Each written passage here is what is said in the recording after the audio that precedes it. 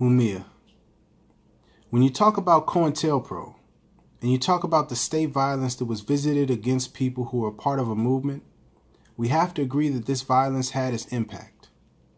And the impact was on successive movements where people said, I ain't crossing that line. And we can even talk about it in the realm of culture. For example, think about Bob Marley. Think about how reggae made its fast transformation after Bob Marley. If you listen to him, and you listen to almost everybody after him, some exceptions, the trend of the music profoundly changed. Marley was a revolutionary artist. Mark. And that was because Bob Marley had a commitment to challenging empire, which goes to my third point. You got the youth. You got the ethic of risk. But effective black leadership also requires us to start challenging empire. When Martin Luther King stands up and says that there's a military-industrial complex, when he starts talking about the relationship between global war and global poverty, when he starts talking about these intersectional forms of power and oppression, now his project is something bigger. So when I think about black leadership at this moment, that's what I don't see enough. I see old leaders. I see leaders who aren't willing to take a risk. And I see leaders who are unwilling to challenge the real, fundamental power structure. That was a discussion between Mumia Abu-Jamal and Marc Lamont Hill. This book is called The Classroom and the Cell: Conversations on Black Life in America. Amazing book. I just felt like that was a great way to open. Thank you for joining. Thank you for watching. I want to get a couple things right off the bat. As a Moorish American, we represent 5 principles: love, truth, peace, freedom, and justice. The first one being love. And our directive is to help uplift all humanity. So I want that to be clear from the jump. I also want us to discuss the term very quickly of anti-Semitism or anti-Semitic or anti-Semite. Let's look into the definition. What is an anti-Semite or someone who's being anti-Semitic? Anti, against. Semitic, Semite. Let's look it up. What do you know? What do you know? We already had it ready. Oh, I ain't got the cover on it. But this is the Oxford American Dictionary. And I already had the page ready for you. On 1550, a Semite is a member of any of the peoples who speak or spoke a Semitic language, including in particular the Jews and Arabs. And if you've seen a couple of videos before, we were looking at Arab civilization and Islamic history. You will find out that Arab was often used at points in time as synonymous, to be synonymous with Moor. Then I just so we're clear, I looked up Arab in the same dictionary, already ready, page 78. Arab, a member of a Semitic people originally from the Arabian Peninsula and neighboring territories, inhabiting much of the Middle East and North Africa. So, I'm not an anti-Semite because that would be being against myself and my ancestors. They were from North Africa and specifically Arabia. And the area that we're talking about is right up in there. This is Saudi Arabia, okay? And if you look real quickly at the Quran, the Moorish Holy Temple of Science, the Moorish Science Temple of America, the Quran Circle 7, brought by Noble Drew Ali. Look him up, D-R-E-W-A-L-I, Noble Drew Ali. He brought this amazing text, and I just wanted to read a small section for you. Chapter, where are we at? 47. Yep. The inhabitants of Africa are the descendants of the ancient Canaanites from the land of Canaan. And a little bit further down, the Moabites from the land of Moab, who received the permission from the pharaohs of Egypt to settle and inhabit northwest Africa. They were the founders and are the true possessors of the present Moroccan Empire with their Canaanite, Hittite, and Amorite brethren. I just wanted to put that on the record so that we understand this.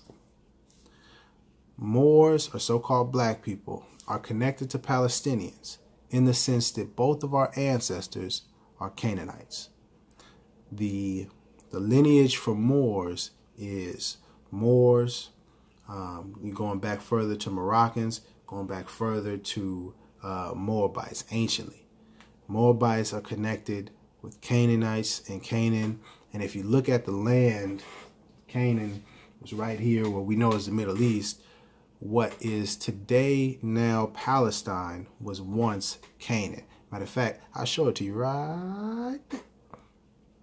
Okay, so I did all of that, just put that on the record, just so that on one level, we understand that we have a connection to the Palestinians and the people that are native to that land.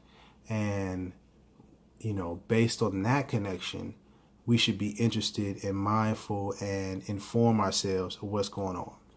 But even if you weren't a Moor, and even if, you know, your lineage wasn't connected to Canaanites and the Palestinians, even if it wasn't about that, on a very basic human rights level, what's going on in Palestine and what's happening to the Palestinians is wrong. And Martin Luther King, I don't remember the quote exactly, but it was something about matter of fact, I won't misquote it. You'll see the quote right now. All right, cool. But basically, don't be silent. You know what I mean? Because it's not about what the opposition or the person that is hating you is doing. What are your friends doing? What are you doing? As a Moor, you're saying that we are for freedom, love, truth, peace, freedom, and justice. There's not very much justice going on in Palestine. Not very much freedom going on in Palestine. Not very much peace going on. Not very much love. And there's not very much truth going on. That needs to get there. And I hope with this video, it'll start the process for some of you to inform yourselves of what's going on and start to begin to make a change so that we can uplift our brothers and sisters over in Palestine. Okay? So now sit back, listen very closely, and research. Don't believe what people are saying. Look up the information for yourself. If you want to talk more about this, hit me up, iamhhtemple@gmail.com. Much love to Marc Lamont Hill and everyone that's speaking up for Palestinians. That's it. Peace. Much love.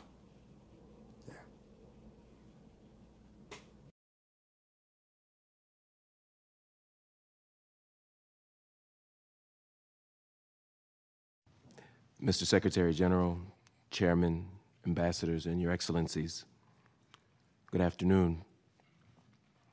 It is with great honor and humility that I accept the opportunity to speak before you. As a scholar, as an activist, and as a citizen, I am profoundly interested in the plight of the Palestinian people, as well as the broader ethical, moral, and political implications of their struggle for freedom and justice, as well as equality. As such, this annual convening represents a critical intervention. It also represents a site of possibility. On the other hand, it shows considerable irony. As you well know, this year marks the 70th anniversary of the Universal Declaration of Human Rights. This declaration is produced out of the rubble and contradictions of World War II, and it was intended to offer a clear ethical and moral outline of the basic rights and freedoms to which all human beings, irrespective of race, religion, class, gender, or geography are entitled. This declaration, of course, has been far from perfect, both in design and in execution. Too often we have framed human rights through the lens of the West. We've viewed it through the gaze of colonialism, and we have assessed them through the limited prism of our own experiences. Simply put, the powerful have too often attempted to universalize their own particular and local values. Still, the Universal Declaration of Human Rights has offered us a flawed but functional starting point from which to articulate basic moral and ethical ambitions as global citizens. These ambitions have been particularly helpful when attempting to keep track of the vulnerable against the backdrop of imperialism, exploitative economic arrangements, white supremacy, patriarchy, and all the other entanglements of the modern nation state. For this reason, it is indeed ironic and sad that this year also marks the 70th anniversary of the Nakba, the great catastrophe in May 1948 that resulted in the expulsion, murder, and to date, permanent dislocation of more than 1 million Palestinians. For every minute that the global community has articulated a clear and lucid framework for human rights, the Palestinian people have been deprived of the most fundamental of them. While the Universal Declaration for Human Rights says that all people are, quote, born free and equal in dignity and rights, the Israeli nation-state continues to restrict freedom and undermine equality for Palestinian citizens of Israel, as well as those in the West Bank and Gaza. At the current moment, there are more than 60 Israeli laws that deny Palestinians access to full citizenship rights, simply because they're not Jewish. From housing to education to family reunification, it is clear that any freedoms naturally endowed to all human beings are actively being stripped away from Palestinians through Israeli statecraft. While human rights promises the right to life, liberty, and security of person, Palestinians continue to live under the threat of random violence by Israeli military and police, disproportionate violence within the West Bank and Gaza, unprompted violence in the face of peaceful protest, and misdirected violence by an Israeli state that systematically fails to distinguish between civilians and combatants. While the Universal Declaration for Human Rights protects us against torture and cruel and inhuman or degrading treatment or punishment, Palestinians continue to be physically and psychologically tortured by the Israeli criminal justice system, a term I can only use with irony. As human rights groups around the world have noted, the use of solitary confinement constitutes a clear and indisputable form of torture. Yet in the West Bank, Palestinians are routinely subjected to solitary confinement and indefinite detention, often without any formal charges being filed. Last year, the Israeli Supreme Court ruled that physical torture in, quote, exceptional cases, including ticking time bomb situations, constitute acceptable means by which to engage in torture.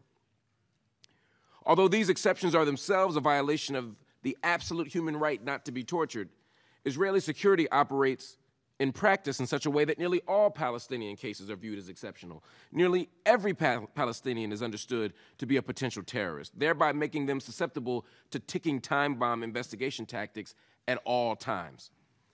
As such, Israel's practices are routinely in clear violation of the UN's Convention on Torture, which was signed by Israel in 1986 and ratified in 1991. While the Declaration of Human Rights insists that no one be subjected to arbitrary arrest, detention, or exile, Palestinians are routinely denied due process of law. West Bank Palestinians are regularly placed under administrative detention, a framework that allows them to be incarcerated for up to 6 months and can be extended after judicial review without being charged with a crime. The only thing needed for such outcomes is the ambiguous claim of a security threat, a claim used by the Israeli state at all times, at all costs, and for all reasons. Through this vagueness, Palestinians are routinely punished for their political views rather than any actual threat of violence.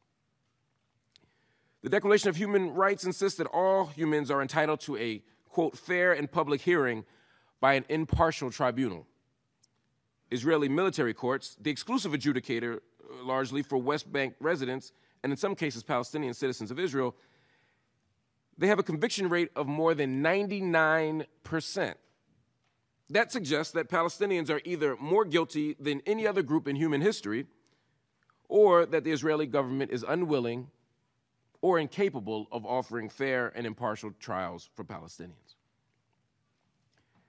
Declaration of Human Rights promises the right to freedom of movement and residence within the borders of each state, as well as the right to leave any country, including his own, and to return to said country.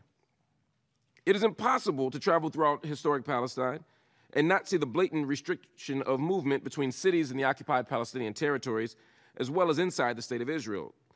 Standing checkpoints, temporary or flying checkpoints, annexation walls, and other security barriers prevent Palestinians from moving freely, both within areas legally designated by the Israeli government and co-signed by the Palestinian Authority under the terms of Oslo. But also we see in Gaza the restriction of movement that is so severe that it literally defines life in the area. I promise you that I will not exhaust all of my time by enumerating every human rights violation perpetrated by the Israeli government. These are well known and have been well documented by every credible human rights organization in the world. Rather, I would like to speak to you about the urgency of the current moment.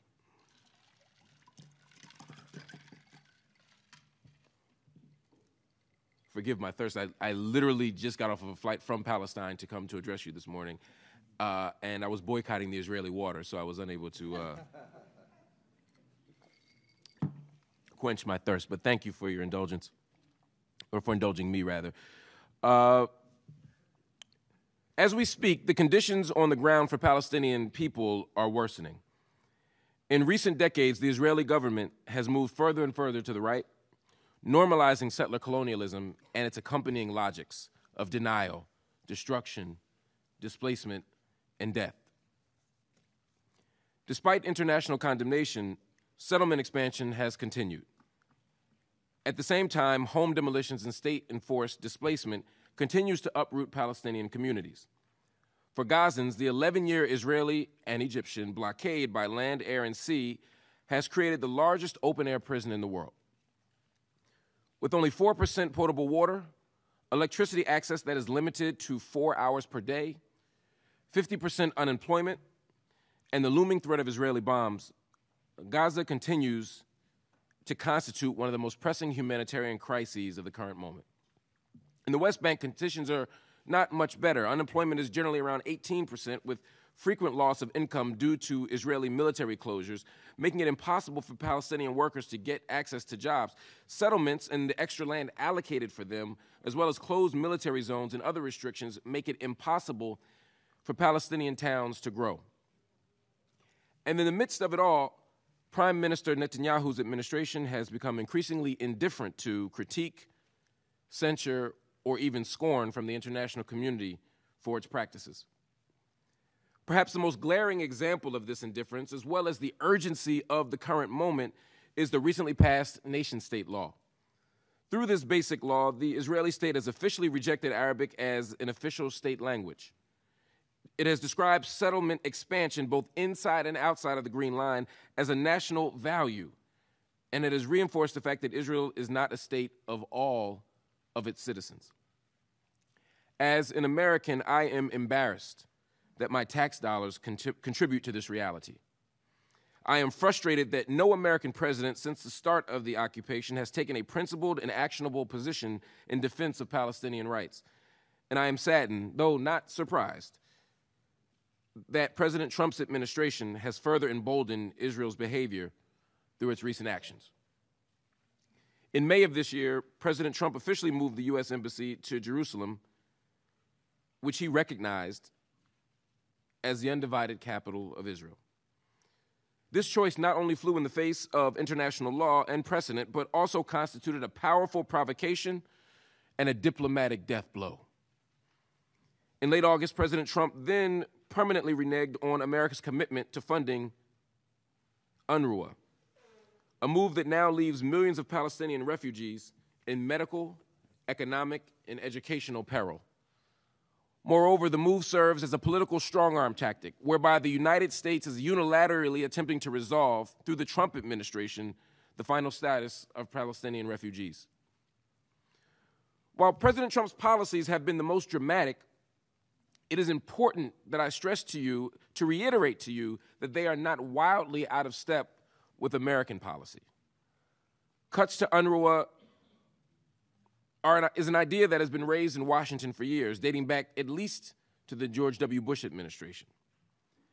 President Trump's decision to move the U.S. Embassy in Israel from Tel Aviv to Jerusalem caused enormous controversy, but he was merely implementing a bipartisan law Congress passed in 1995. And in so doing, he executed what has already been official United States policy and the fulfillment of a promise made by every United States president and presidential candidate, Democrat and Republican, for a very long time. With regard to the question of Palestine, Donald Trump is not an exception to American policy. Rather, Donald Trump is a more transparent and aggressive iteration of it. As I mentioned at the beginning of my remarks, the words offered today by everyone in this room are a necessary component of our resistance efforts. We need powerful, counterintuitive, dangerous, and courageous words. But we must also offer more than just words.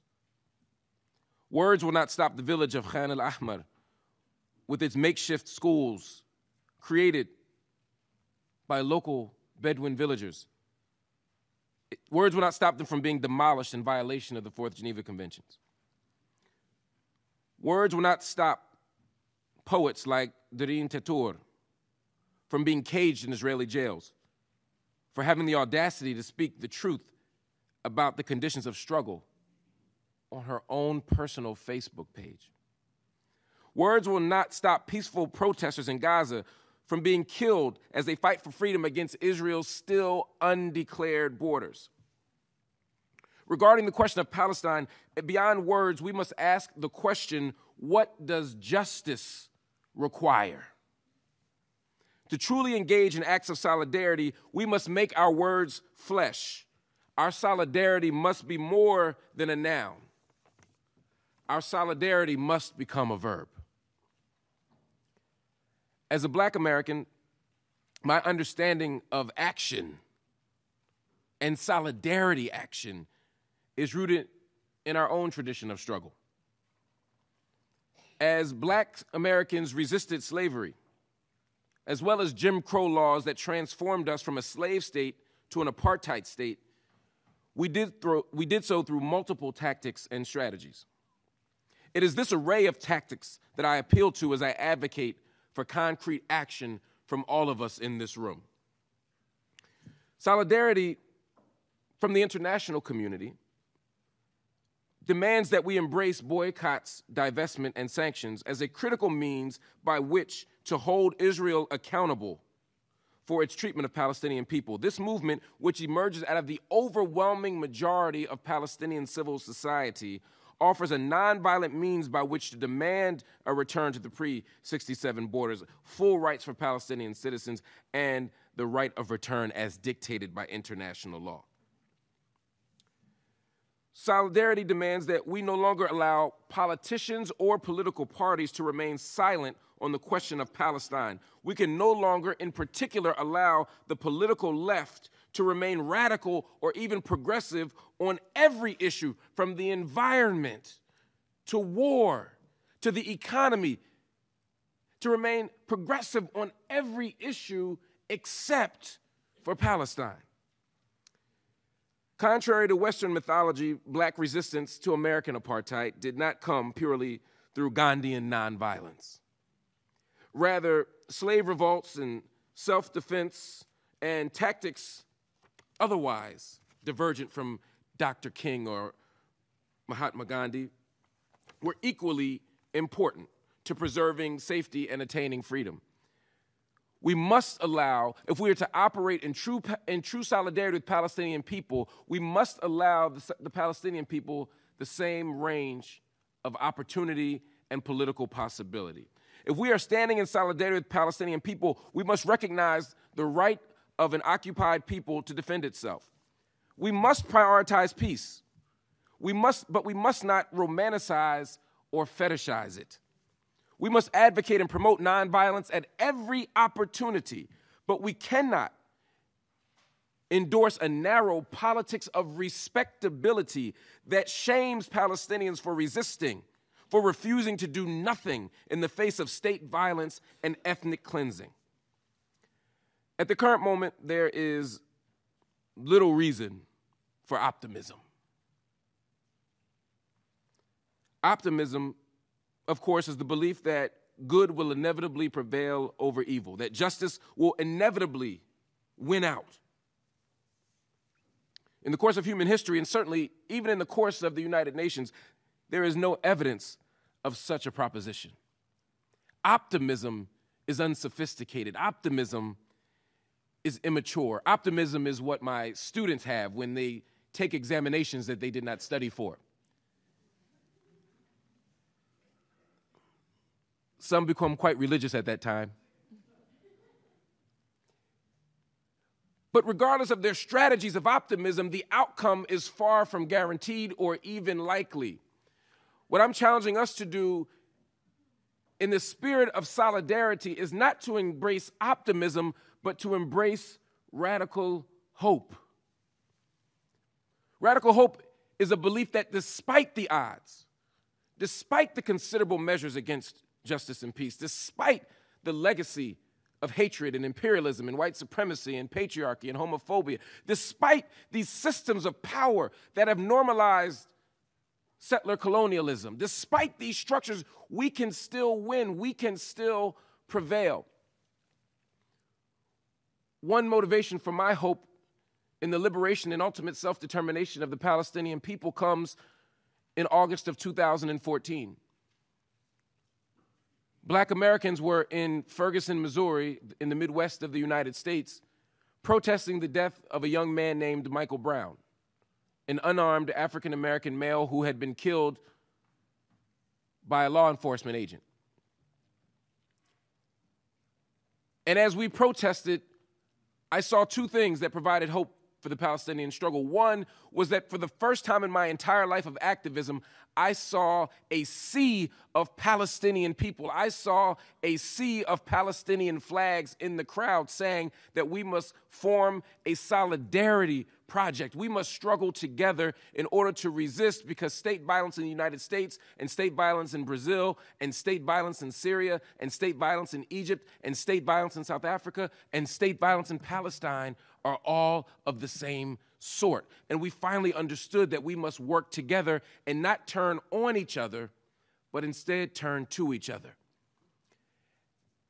And later that night, when the police began to tear gas us, Miriam Barghouti tweeted us from Ramallah. She, along with other Palestinian youth activists, told us that the tear gas that we were experiencing was only temporary. They gave us tips for how to wash our eyes out. They told us how to make gas masks out of T-shirts. They gave us permission to think and dream beyond our local conditions by giving us a transnational or a global solidarity project. And from those tweets and social media messages, we began then to organize together. We brought a delegation of black activists to Palestine, and we saw the connections between the police in New York City who were being trained by Israeli soldiers and the type of policing we were experiencing in New York City. We began to see relationships of resistance, and we began to build and struggle and organize together. That spirit of solidarity, a solidarity that is bound up not just in ideology, but in action, is the way out. So as we stand here on the 70th anniversary of the Universal Declaration of Human Rights and the tragic commemoration of the Nakba, we have an opportunity to not just offer solidarity in words, but to commit to political action, grassroots action, local action, and international action that will give us what justice requires. And that is a free Palestine from the river to the sea. Thank you for your time.